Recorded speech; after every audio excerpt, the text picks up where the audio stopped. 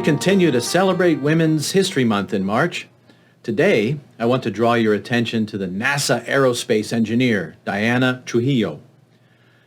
Born in 1983, Diana grew up in Colombia, and she came to the U.S. at the age of 17 to learn English. She took housekeeping jobs to put herself through college, and along the way, became the first Hispanic woman to enter the NASA Academy.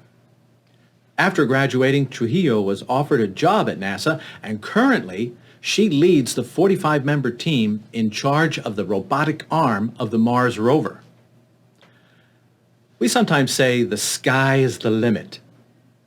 Well, not for her. She went to the sky and beyond. That leads us to our scripture verse for today.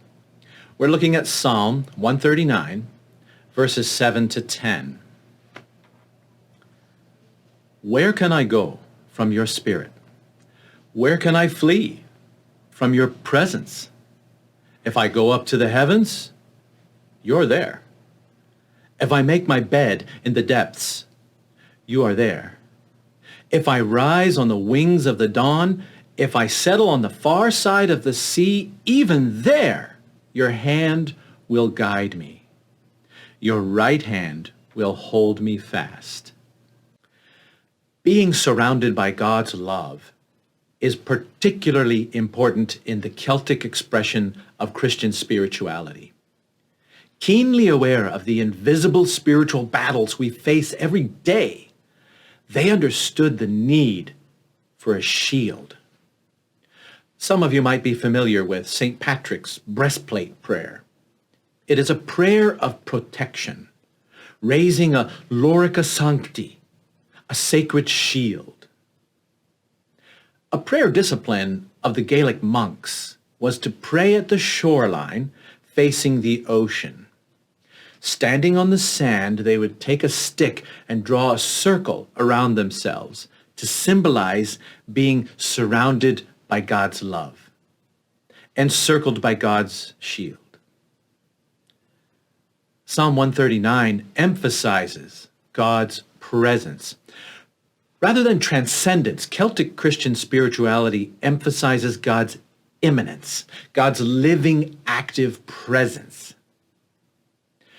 There is no way to withdraw from this sacred presence. All of creation is infused with God's presence. Wherever we are headed, God is already there. Even when the precise destination is not known to us, God is there. Each of us as individuals and all of us together as an agency are preparing to sail beyond these shores into the unknown. As we courageously take steps forward, we cling to the promise that there will be a path across this sea. This pilgrimage is both organizational and personal.